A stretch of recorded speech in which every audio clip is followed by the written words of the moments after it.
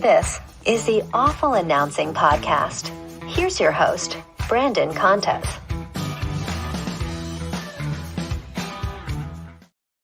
Alrighty, welcome to episode 40 of the Awful Announcing Podcast. I'm your host, Brandon Contes, and this week we are joined by NBA on TNT host and also Shaq's podcast co-host, Adam Lefkoe, who is like a stalwart of Awful Announcing coverage going back more than 10 years when he was a local sports anchor going viral. I'm pretty sure you were even a guest on a past iteration of this podcast as well. But thanks for taking time to come on the podcast again, and kudos for going viral more than a decade ago. I really do thank Awful Announcing for helping me. I don't want to say leave Louisville, Kentucky, because I love Louisville, Kentucky. Yeah. But I'll never forget when I woke up and a YouTube video I had posted was at like 90,000 views. And I went on Twitter and Awful Announcing had posted it. And it started a snowball effect that has now gotten me here 10, 11 years later, working with Shaq and filling in for Ernie Johnson. And it's been an awesome journey, man. But I definitely always appreciate you guys. And anybody can still go viral, but it's harder to go viral now and make any sort of impact. Like people go viral and it's almost the same as having 10 seconds of fame at this point. They're forgotten about as soon as the next video comes up on their feed. But you started to almost like build an audience that was waiting for your next video for at least a portion of your career there in Kentucky. Did you set out to go viral early on in your career? No, I reached a point where I realized that I was broadcasting the local news, and I had already, like, if you had been paying attention to social media, you knew what happened that day. And so at 10 p.m., I'm like saying it to people that only watch the news and were not on social media. And so for me, it was more of just a frustration of, am I really going to sit here and play this straight? And even when I was like younger, and I can't believe I'm going to say this, this was definitely like an 8 Mile related activity. I've always enjoyed like freestyling, and I've always enjoyed when I'm on camera trying to come up with things really quickly that other people can't, and just trying to mess with people. And so it really came from, it was 40 wrestling references, 40 Seinfeld references, 40 rap references. And so for me, it was, I was just bored. And that's the thing. Shaq and I talked about this last night. If you think you can plan going viral, you're just going to make yourself look stupid. Like you're a clown show. But if things are natural, because the stuff that goes viral are real moments, that you can't control. But you're right, dude. Like I was viral for like 3 or 4 weeks in a row. Like now you're viral for legitimately an hour, and then something else is knocking you off of the spot. And I think part of it's because everything in our world now is like a vertical feed, to where things just get replaced at the top. Where before we're much more used to web pages and desktops where, hey man, if that's sitting on the left side of the screen, it could be there for a week and a half. And it really would resonate for a while. What was the confidence level at that point that like you were going to make a long career in sports media? I mean, I'm sure you've talked to 39 other people. I've had it since I was in Hastings, Nebraska. Like when I was a one-man band, like I've had it since broadcast journalism school at Syracuse, where it was like, this is it. This is all I can do. Like, I'm not qualified to do anything else. It's either this or go work for my dad's refrigeration company. Like, and so for me, I just had so many people, even when I was younger, that were like, oh, you're going to do it. That there's that part of you that's like, I'm not going to prove all these people wrong. And I think when it went viral and I started having interviews where instead of me having to convince people who I was or that I could handle doing more national stuff, that I got seen as an internet guy at a time where all of these traditional broadcasters were trying to figure out how to have a bigger digital imprint. I mean, Bleacher Report was bought by Turner very soon before I went to work there. Yeah. And so I always tried at that time to position myself as someone in a digital world that has a traditional upbringing. And so that if you need me to cover breaking news or you need me to cover a story that's a little bit more intense, I have that ability. And then it worked when I transitioned to TV full time. How did you end up in the Midwest? Because you're from in or around Philadelphia. You went to Syracuse, and then you started out working in Nebraska and then to Kentucky. So was that just like kind of taking whatever you could get at that point? I had a box of 40 VHS tapes, 40 news, 40 sports that I had made before I graduated. And I just had envelopes and cover letters. And each of them were like, I would love to come and work in Bangor, Maine. I would love to come and work in Charleston, West Virginia. And the one place that said you could do news and a little bit of sports was Hastings, Nebraska. And they let me do high school football on Friday nights. And so the first three and a half years, I was a news reporter. I had an agent one time tell me that she could get me to Philadelphia within a year if I stayed as a news reporter. But if I went to sports, she wouldn't represent me because it's too competitive. And there's too many people in sports that look like me. And so you have those moments along the way. But yeah, man, 18-5 in Hastings, Nebraska. Amazing people. City council meetings. I covered a goat fashion show one time. I did a lot of stories on like the EPA and the Environmental Protection Agency. And dude, I remember doing a story in front of a cornfield where I was like, for some reason, the company Amazon has bought this land behind me. There apparently it's going to be like servers. Like that's the kind of stuff that I was covering. But me and my dad had a conversation, and I was like, the quicker I start, the quicker that I can prove to people that I can do it. And so I'm not going to wait for the perfect job or the sports job. Let me just get reps and get on camera and get it going that way. Was everybody that you went to Syracuse kind of in the same boat those early years, or were you watching other people's careers take off before you? Oh, you know those graphics where it's like most 3-pointers and then the bar graphs are constantly changing and people are shifting? That's the thing about this career, is that I knew some people that were national immediately. I knew some people that were in small markets like me. I knew people that were somehow on regional sports networks. Yeah. I watched people like Nick Wright was a year older than me. I watched him go the radio route. Danny Parkins as well. Boris Sanchez was a year younger than me, and now he's like a midday host on CNN. You know what I mean? Like, I think what I tell young people now is it is very natural to be competitive, because to get anywhere, you're going to be competitive. But if you don't make friends with people in these classes and realize that, like, you're going to be working in the same industry for decades if you were lucky enough, be friends with them and don't make it overly competitive. Because I just remember back in the day, like, jealousy is the thief of joy, and everyone would just be comparing. Dude, I'm in Hastings, Nebraska. I'm eating chicken fried steak and dollar beer night every night, and my friends are in New York, my friends are in LA, and I'm listening to like rap music on the treadmill every morning, being like, I'm a make it, I'm gonna do this. So yeah, like, you look around, but in the end, it's if you're happy and you're trying hard, you'll be okay, and just be grateful for that.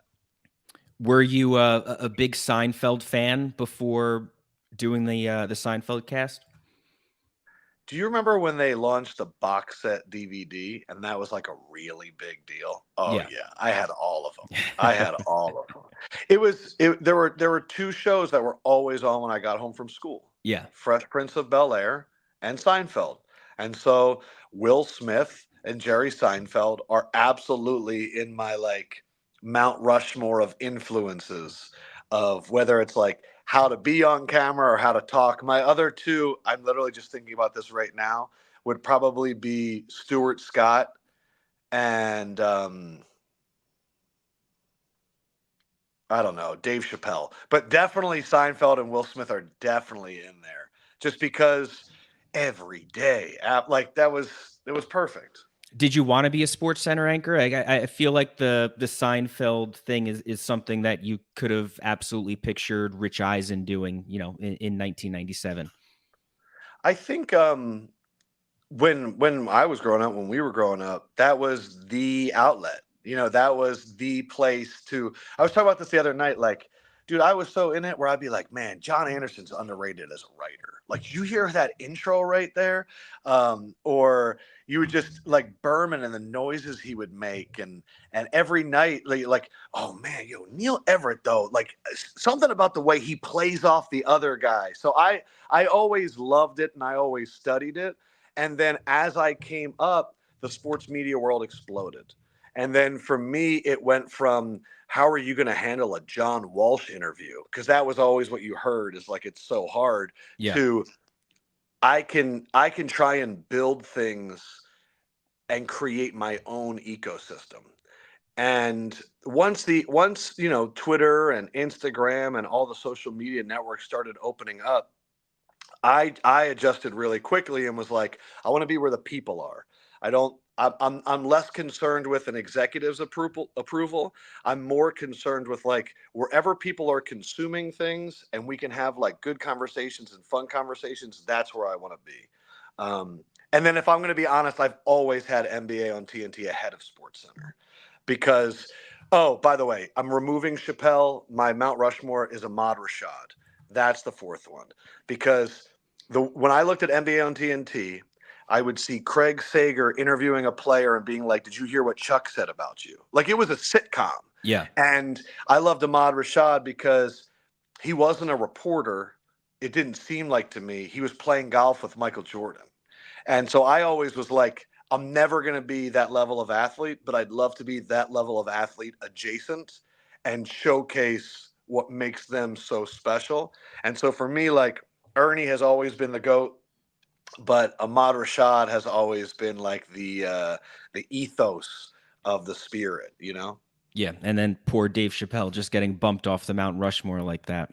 Sorry, bro. Well, because I could never be Dave Chappelle. Like Dave Chappelle's like, if you ask like who would be my top three guests to have on big podcasts with Shaq, like he's in that. Yeah. Because just the way he talks. But no, Ahmad Rashad for sure. Have you ever met Jerry Seinfeld? I feel like he would be totally uninterested in learning about the Seinfeld cast and the impact that he had on your career. Yeah, I would imagine he'd go, oh, that's nice. Yeah. I have to go. I'm like, all right. I would be curious if he'd want to talk sneakers because I feel like he has owned that lane for a long time. But yeah, no, I don't know if you're like this. I go in with such low expectations when I meet people like that if they blow me away, that's great. If not, I'm really okay with, hey, Adam, really nice to meet you. That's all I want. Yeah. Like anything more than that is incredible. Yeah. I think that well, he has a movie coming out later this year, the Pop-Tart movie. So I feel like he could be a good potential guest. Like Shaq's big enough that if Seinfeld is doing a media tour, he should be on that podcast with you guys. I'm going to tell the booking person. That's a good idea. How'd you end up as Shaq's co-host? Is that something, did you have to, I mean, obviously you've been working with him on Tuesdays now, but is that something that do you have to try out for it? Did Turner pick you? Did Shaq pick you? He called me in August and said, hey, I want to take our relationship to the next level. Do you want to host my podcast? And I was like walking around Brooklyn and I was like, Bro, I'm not even going to ask anybody. Like, yeah, I'm in. Shaq and I have had, since our first Tuesday show together, like a very interesting instant connection where the first show, he showed up on set about 20 seconds before we went to air and was like, I'm Shaq. And I was like, I'm Lefkoe. Nice to meet you. And we start the show and he looks at my jacket, which was like small flowers. And he goes, are those bullet holes? And I was like, you have like a full rundown and it's like your first ever national TV show. And you're like, you can barely hear him because his voice is so low.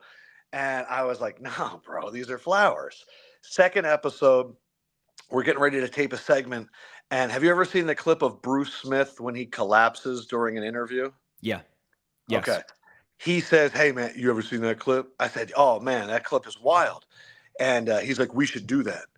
And I was like, okay, so like maybe next week. And as I'm talking, he falls, trips himself, lands on the set breaks.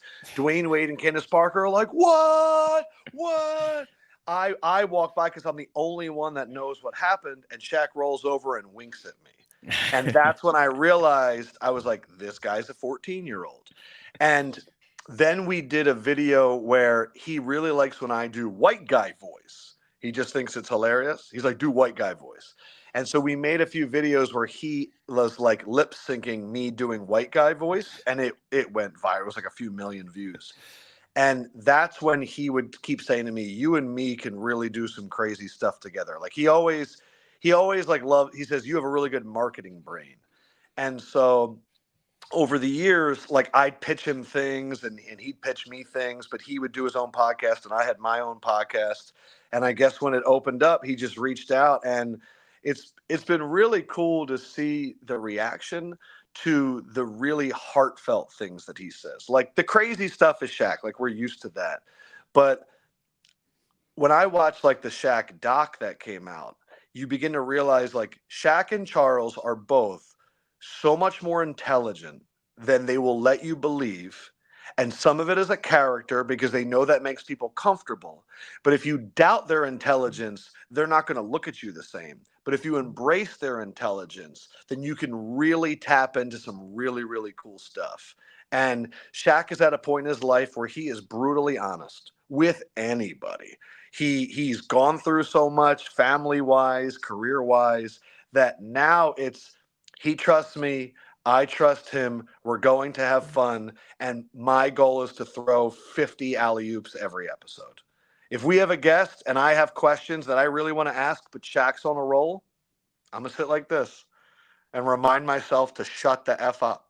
Because I would say this, Brandon, like the one of the most valuable things I've learned is just because you're on TV and just because your friends and family are excited to see you, it ain't about you.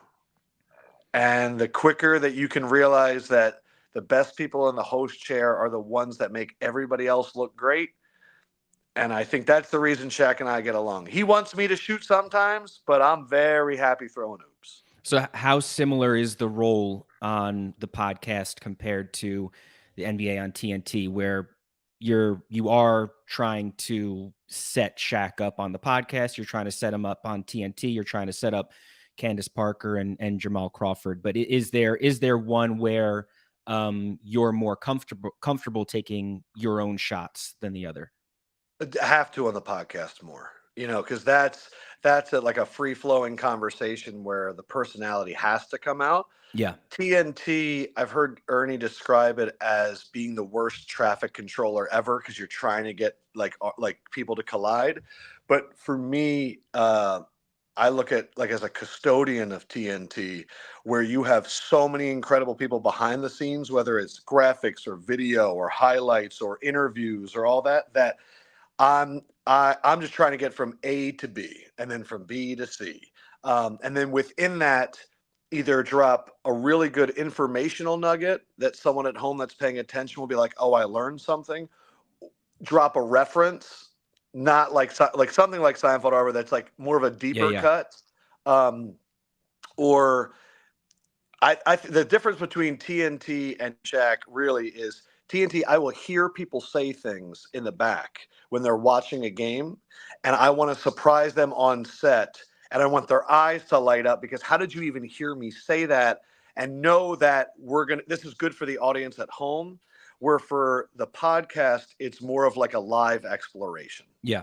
It's do you have a story about this? It's, Cam Newton just got jumped. Shaq, have you ever been jumped? And then maybe there's a story that we can all enjoy.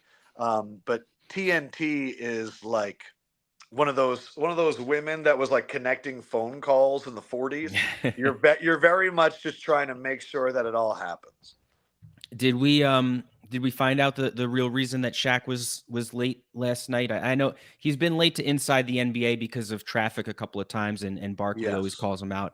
I didn't see the whole post game show last night to know if it was discussed beyond the hair bit that happened. It was I am allowed to say a business obligation. Oh, okay. I can't get into it any more than that, though. But so were you aware? We covered for him. Were you aware that he was okay? But okay. So at what point did you? I think we find found out. I was in the makeup chair, and so that was probably about 20-30 minutes before I went out to set. And what's funny for me is, the phrase, you don't need to be faster than the vampire, you just have to be faster than the other people. Like when you get the call from the producer and they're like, hey, so Shaq might not be there right away. It's going to be okay. And I'm sitting there going, bro, we're fine. Like it's basketball. We're going to be fine. And so, I enjoy when there's chaos. I find a lot of calm in chaos, especially because I don't really use teleprompter. Yeah. It's not that I'm incapable of reading. I just think it's a lot more natural if you already have your stats and you know where you need to go. I don't need to write it out ahead of time. I can get us there. And so I take those moments as a challenge. But yeah, no, we found that out very, very close to airtime, which is, just a thrill, just a good time. Does it alter your preparation at all when you find that out? I mean, obviously you want him to be there. He's a big focal point of the show, but at the same time you have plenty you know what games you're focusing on already. You still have Candace there. You still have Jamal there. So does it change your preparation going into it? It only changes it if we have some pre-produced elements that we definitely wanted Shaq to talk about. I also try to lean on Shaq when we're discussing big men, and we had an Embiid-less Sixers team in our early game, so I knew that it would be easier to get around. Yeah. My brain and what I started to talk about with the producer was, what are our post-game elements if this starts going a little bit long that we really need to adjust for? Because post game, there's a lot of discussion, and also Ernie with Thursdays, it's Nito stat of the night. That's when you get into, we have meetings on Fridays about what can we really do for fun at the end of the show. And so then it goes, hey, let's say we had 3 panels where we were going to do like a draft. How do we adjust that just in case? So my brain with the producer starts thinking really far ahead. Previewing a basketball game, I can find a way to get there. Yeah. The only other note in my head is I'm gonna have to have a lot more. So then I start talking to the researcher, and it's like, hey, I got a few good nuggets. Could you give me just some upcoming schedules and some then I'm working with him that I'm going to need to be the third person in this conversation. I don't want to just go back and forth. I'm going to have to talk more. Yeah. And so it changes like that. This is your 4th season doing the NBA on TNT Tuesdays. Is that? There was a COVID split where I never know if that was 2 years or 1 year with a COVID intermission, but it's 3. I think it is 4.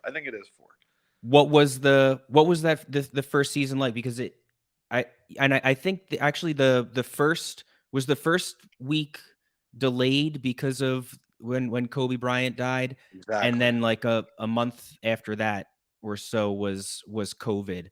Right. So how difficult was it to get started then? Like, you have this show that you're planning and preparing for, that you knew about for a bit, and then all of a sudden it's kind of goes off the air after a month and you're not sure when it's coming back.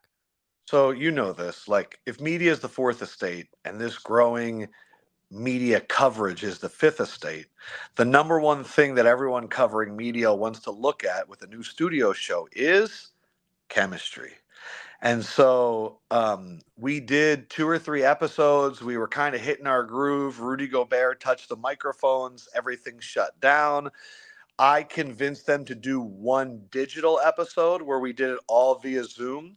Even there, we went viral because Kavia, Dwayne Wade's like newborn baby daughter, they brought her on, and Shaq was like, Uncle Shacky, Uncle Shacky, and she didn't react at all. So like, I think that like I'm a big believer in group texting. And I just because it's like as a host, I never want to be like, man, I'm texting Jamal a lot, but I'm not texting. Like I want to keep it all together so it feels like a more of a family atmosphere on and off the set. So the thing was, like, we really were trying to build that chemistry nonstop. Candace and I had worked together a bunch, and so that was easy. Wade and I built it very fast. And then towards the end of the year, I would go and hang out at his hotel room in Atlanta after like the shows.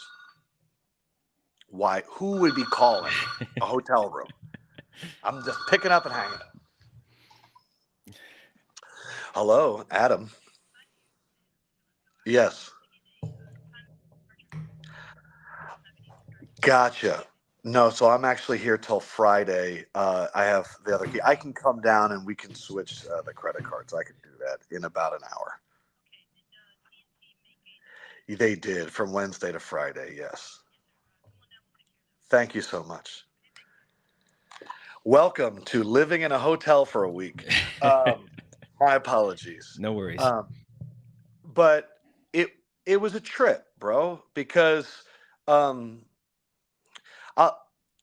when you're traditional TV, and then I was mainly digital for 7-8 years, and then it was, hey, you're going to host a television show. When I came into TNT that first night, I was fully expecting like, okay, so here's how this is going to go, and this is what you're going to do, and we'll make this easy on you. And instead, like, I sat down at the meeting and there was like 60 people there, and they were like, all right, top of the show, Lefkoe, what do you want to lead with? And there's that moment where you go, I'm either going to ask for help, and I don't want to say fake it till you make it, or I'm just going to go. And so we just went. And that was very invigorating. And then to see like Wade and Candace like asking me like presentation questions and like really working with them on, hey, I think, Dwayne, like you've gone viral twice with stories you've told. Let's talk throughout the week about the players that are in this game, any stories you have, because clearly that's resonating with people. Hey, Candace, you went viral because you corrected Shaq in that he thought people go through screens, and you broke it down in an X's and O's ways that switching. People really like the way that you analyze a game. And so we would just kind of work together because Candace had done players only before, Wade had never done TV before, and Shaq is Shaq. And so to build that chemistry was really great. And then when Jamal came in, it was even more fun for me because I had a firmer grasp on it. And Jamal is a sponge, and he asks a million questions. Like every show, he'll be like, "Tell me how I did for real. Like, don't lie to me." And I'll give it to him. You know what I mean? So it's fun, man. It's like being on any sports team you've ever been on, and you get done and we're high-fiving the camera people, and Jamal's handing out, insomnia cookies at 1 a.m. and it's a vibe. It really is a good time. So were you guys working together during the bubble at all, or was it like you had that first month and then you guys didn't get back together until the next season started at the end of the year? I know that I moved to Atlanta for 7 months. That's what I mean. Like there was a delay, and then I moved to Atlanta from like January to August or something, or like August to April, one of those two. And so then I was able to go into the studio, and that's when we had the comically long desk with the huge plexiglass dividers. Yeah. Which was in it. Like Ernie and I have laughed before. If you notice, we often both lean to the right. And part of the reason is you're trying to hear Shaq out of your non-IFB ear. And Shaq now knows like to like touch my shoulder because it's at such a low register that you don't always hear the words that he says. Right. And so when we had a plexiglass divider, I was like, Shaq, you just need to yell. Because like I not all like you have a producer in your ear being like, hey, we got to get to the Nets highlights next. They got music going. I'm listening. I'm trying to process what Candace is saying. And then to my right is, I don't know. And you're like, what the hell are we? So no, that was a trip. Yeah, but that you're right. That it goes like 2019 and then like COVID. I don't know what happened in those 2 years, and then 2022. How beneficial is it to have Shaq there? Because like Candace Parker and Jamal Crawford, they're great analysts, but Shaq has the star power and clout that like as great as Jamal's playing career was in the NBA, if he calls a current star out, it doesn't necessarily have the same impact that that it does when Shaq says the same thing. I was talking to Jason Kelsey about this, and I said, if we went to a foreign country and Taylor Swift was there and Shaq was there, who do you think is more famous? And he went, Taylor, wait, man, it is Shaq. Like, this is Shaq. Yeah. Like, if Shaq walked into the Oscars, like, Brad Pitt would be like, oh, and he would like push people out of the way and want to meet Shaq, you know, like, so I think it's so hard to quantify his impact on something. The other thing that Shaq has is a producer brain, in that a producer always knows when a segment's going too long. And Shaq always knows if we've gone too long not entertaining people. And so as a host, I've never enjoyed playing it by the script. I've always enjoyed working with people that can completely blow things up, and then we're reacting to that, and that's what Shaq provides. And I think that's why people love Shaq, is he comes in last night and he's got an umbrella, and then the next thing you know, he's got a wig on. He is so willing to embarrass himself for the entertainment of others, which is like such a kind, good-hearted thing to do. And I think he's also really willing to give a lot of credit to the other analysts. It's not a competition. You know, he's very willing to go, Jamal, you had amazing handles. What did you think about this? Or Candace, you've won 3 titles. What do you think about? And so he's freaking Shaq, man. He's a one of one. Did you or do you even feel added pressure on Tuesdays because of how successful Inside the NBA is? No. So like, I'll say this, like I was just at breakfast downstairs, and someone came up to me and they were like, next Ernie. And I always correct people, because it is one of the greatest joys of my life to call that man my teammate. The fact that like somebody that I've looked up to, I can like sit down and game plan with and talk through things with. And like, I live in the present. I focus on the now. I got March Madness coming up, and I got TNT, and I have the podcast that I'm just trying to make good stuff.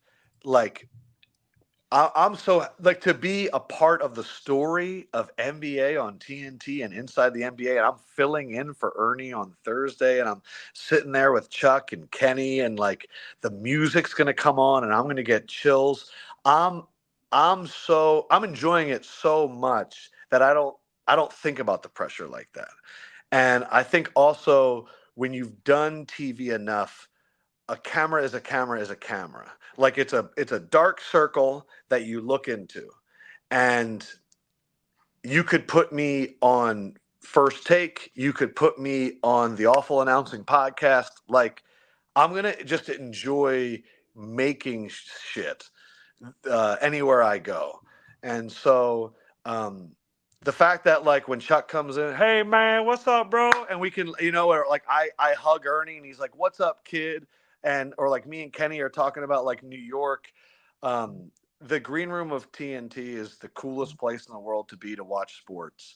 And I'm kind of too busy enjoying it to worry if it's holding up to the legacy. Because I know like if you're in it, you're good.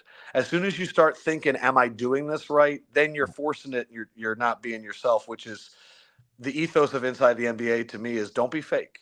It's authentic all the time. And as soon as you go that way, I think it ruins everything. There's camaraderie between the two shows. Like obviously Shaq is a bridge for Yep. Tuesday and Thursday, but the shows, do they feel separate, or it feels like one one family? You're in the same location, you're working with the same equipment.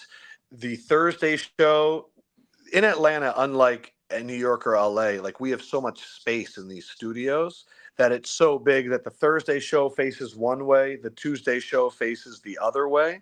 I would say the Thursday show is like the big brothers of the Tuesday show. Like they've seen Candace come up from high school McDonald's All-American. You know what I mean? Like when they see her, it's how's Layla? How's Goose, your son? Like same thing with Jamal. So it's like a very good, tight relationship. The difference is in the producers and the people that are doing that. And then also, I would say the Tuesday show, we've always tried to focus more on the young players, where Charles can focus on the hard truths. As when you work with analysts, you begin to realize in the first 5 years, they're either really tuned in, like Tony Romo when he first started, or they have incredible insights and connections to players and coaches. And then you see them make that pivot after about 5 years where it's like, now I need my opinions to really fortify me. And so Tuesday is much more, we have a lot of insight and connections, and we really know, like Jamal has seen all of these young players come up and he's worked with them and all of that. Whereas Chuck, he can look at it from 30,000 feet and he's going to be like, I know the Celtics are the best record in the NBA. They ain't making it. And so he's not said that, so that's not a real take. But not the headline we'll run with. Yeah, it's a different flow, so it really doesn't feel like we're stepping on toes. Yeah. How much does getting to watch Ernie Johnson and work with him, how much has that influenced what you do as the point guard for the studio show? One of the most valuable things I did was when I found out I was getting the job, I said, hey, in the first few months of the season, could I just come down one time and just watch it? I just want to see how the sausage gets made. And to see how Ernie goes into his own office, to see that he has 7 different colored markers, to see that he keeps a running log of every NBA team, which he updates every morning, to see how he works with the producers, he sits with the highlights, to realize that, like, sure, there's a lot of people behind the scenes, but that man is the heartbeat. What you see more than anything is, like, sure, you can try and copy the mechanics, but the more important thing is the seriousness in which he takes it.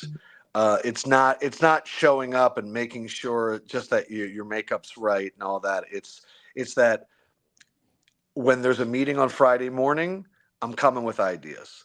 When I'm sitting there and I'm with my 3-month-old son on a Saturday, an idea comes in, I'm firing up the group chats and I'm talking to all the producers, because when you see how serious he takes it and that allows everyone else to be free, that's what I really learned from him. Is he takes on all of the preparation. He understands the entire flow of the show so that Chuck, Kenny, and Shaq can sit down. They trust that he knows everything, and then they can be free. I think when I watch a lot of other sports TV, I don't know if you feel like this, I feel like everybody already rehearsed what they were going to say. And so it's like, oh, you did your part well. Whereas in the Ernie job, it's like you've really studied for this open book test, but you have no idea what's coming, but you have all of your information so that if Chuck goes, man, I really like the Houston Rockets. Who do they have the next 3 games? That you have that. And so the amount of preparation to allow the other analysts to be free is really what I learned from him. And then work ethic, man. It's work ethic in the way that he treats people. You know, he knows the janitor's name, he knows the PA's name and the intern's name. And you're like, if he's not too good and too big for that, who the hell are you? Like, get over yourself. And so he's a GOAT, bro. Like, legit legend. How has it been getting to know Charles Barkley? So I got to know him the first match. I think we're on like evolution 48 of the match. Yeah. But the first one, Tiger versus Phil, it was me, Chuck, Pat Perez, and Samuel L. Jackson. And that was like one of my first times on like pay-per-view TV. I had just started like dating my wife. She was there. And we had such a good time just like making fun of people. And the story I always tell is like I'm doing highlights after the 18th hole and Chuck's going, Adam, and I'm like doing highlights and I'm like, leave me alone. And he's like, we're gonna go to the casino and get drunk. Here's my phone number, man. You were great. And like hanging out with him afterwards, he's I'm about to get emotional. He treats everybody so good, bro. Yeah. And like you could be in a bar, he'll buy everybody a drink. He just wants to tell stories and have a good time. And bro, he'll text me and be like, "Let me see a picture of your baby." Like he's such a good person. Everybody is so good. But what I love about Chuck professionally again is I think Chuck has a photographic memory. And we all think that he's goofy and silly. And everyone loves to say how he'll sit there on a Thursday night and he'll have Dateline on one TV. He'll have like The Voice on another TV. He'll have the NHL game, an MLB game, and then 2 basketball games. And that dude remembers everything from all of them. And so a lot of people like to point that out like, oh, he's all over the place. And I'm like, no, I don't think you guys realize that he might be a savant. And that when he sees things, he never forgets. And when he comes on set and out of nowhere, he's like, I just want to say the new chicken sandwich from Chick-fil-A. He knew that that was like a big talking point. And it might seem impromptu, but I think there's a master plan. And that's been cool to see. Do you believe that he's going to retire soon and not see the full contract through? I mean, he's been saying it for a long time. That's what I busted his balls on that. I was like, bro, you just taught me a new negotiation tactic that I didn't know existed. I was like, I didn't know that, like, because if you're Chuck, you're like, where are you going to go? You know what I mean? But if you're just like, hey, I just might not do this anymore. Yeah. That was pretty impressive.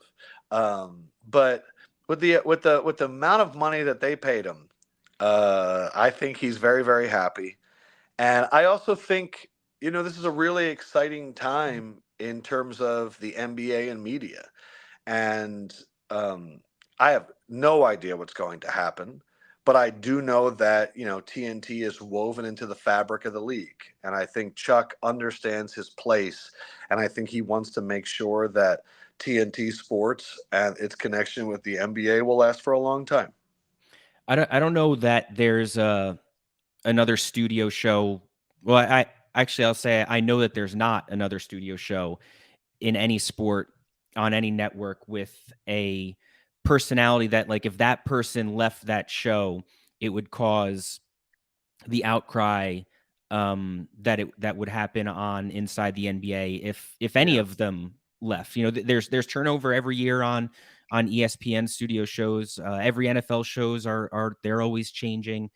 And those changes never garner the reaction that TNT will get whether it's Barkley or Ernie or Kenny or Shaq, if any of them leave. So what makes that group so special and so unique? I think one, they perfectly fit role wise, where you have Ernie, who's going to steady the ship, have all the stats, and know everything that's going in the NBA.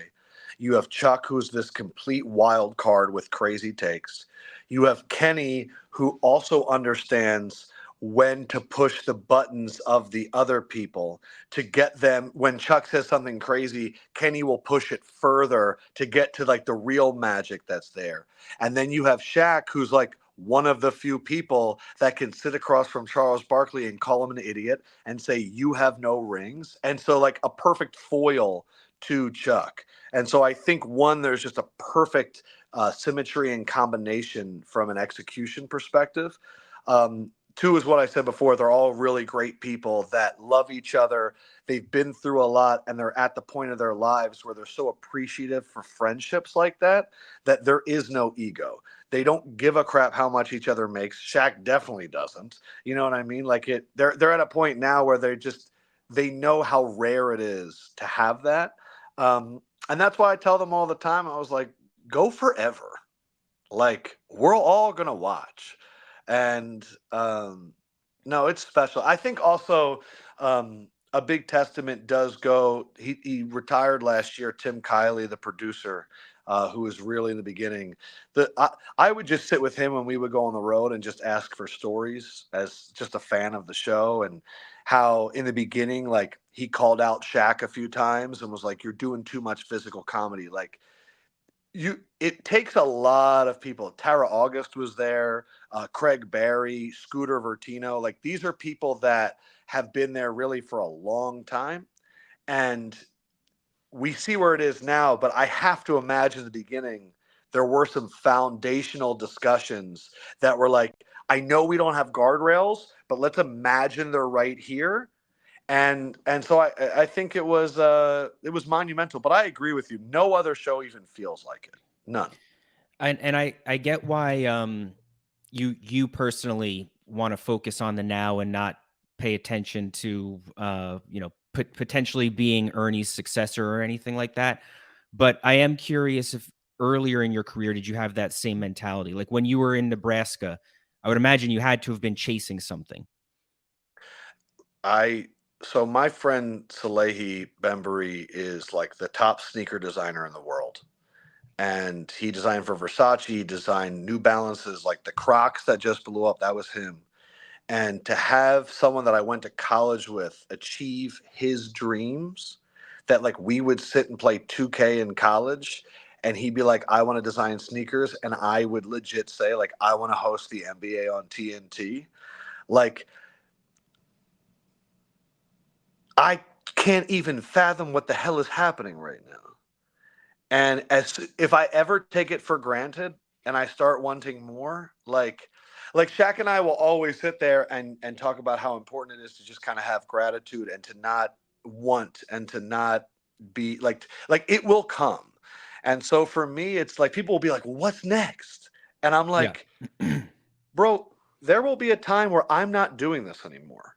And I can guarantee you that I will look back at that time and go, man, that was great. So if I'm not like this right now, like if I'm not like Secretariat with the blinders on, I'm going to resent myself so much. But no, NBA on TNT was always the GOAT. Like it was always the goal for me.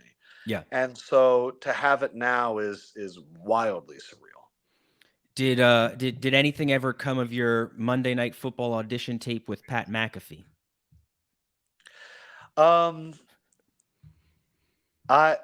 I loved working with Pat because Pat is one of those crazy brains that you always could see this guy is special.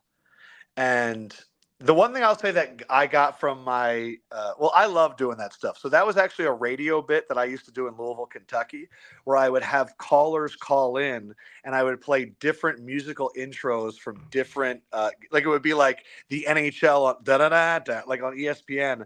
And I would just practice being a play-by-play guy and then put people on the spot to be the color commentator.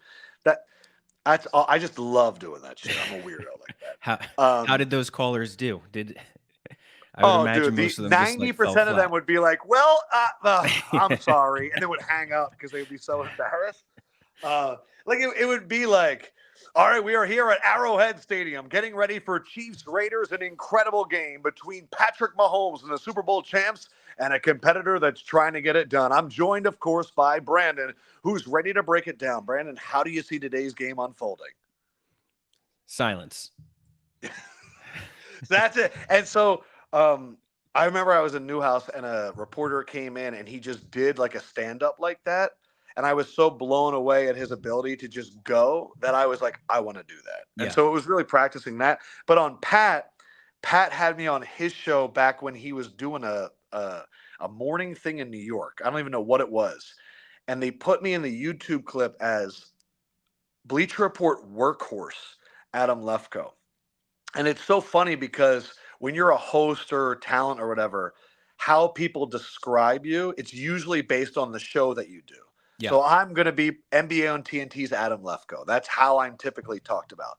But when Pat's people, whether it was Ty or Boston Connor, or whatever, called me workhorse, I was like, dang, that really is who I am. Like, I'll do 30 videos a day for Bleacher Report and then do a podcast and then hop on a plane and do a show. And then I'm about to leave here and go open cards for Fanatics. You know what I mean? And then a little bit. And so Pat probably doesn't even realize this, but being called that, I was like, no, bro, that's exactly who I am. I'm going to outwork everybody. But I love Pat. Have you been on his show since he moved to ESPN? Not ESPN. I was on it last year to preview the playoffs and the NFL draft. So April, before that shift happened. Did you envision this type of sports media dominance from Pat years ago? When I heard that he was responsible for like 20 to 25% of the money bet on FanDuel when he was at FanDuel, I remember hitting up my agent and being like, you do realize that Pat's about to take over the world.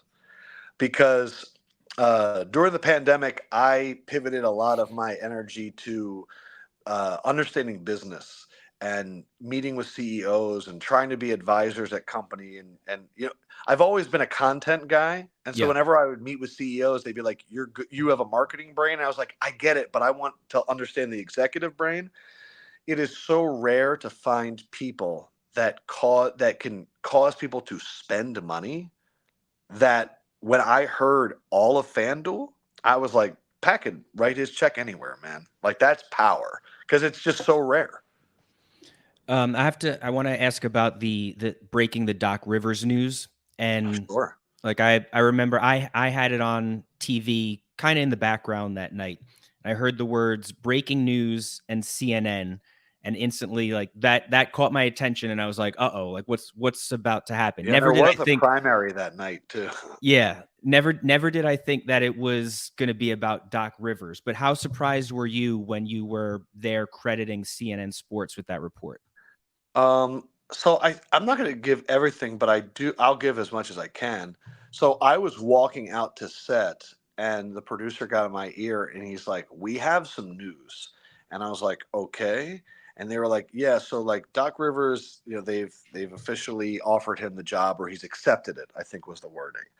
And so we probably had about 2 minutes. And I was like, where is this coming from? And they're like, CNN. And then they told me how they got it.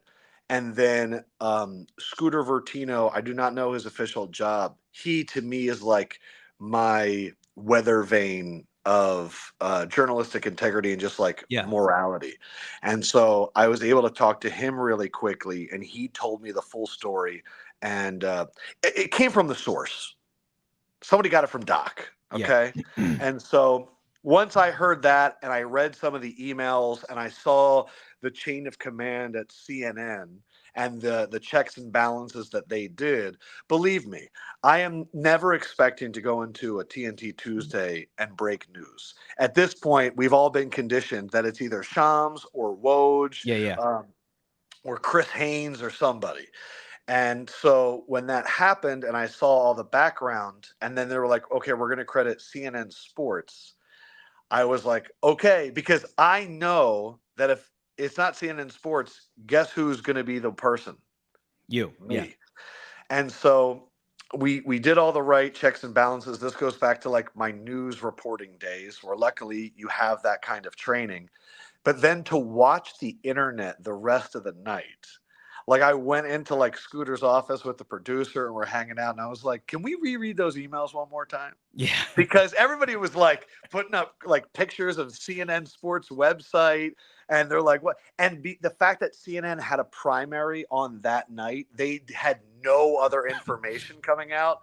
And I was DMing with Worldwide Wob in the morning, and he didn't see yet that it had come out everywhere else, and he was so excited because it was rare. Like I've never wanted to be a newsbreaker. That's never again, Ahmad Rashad. I'm not trying to break news like that.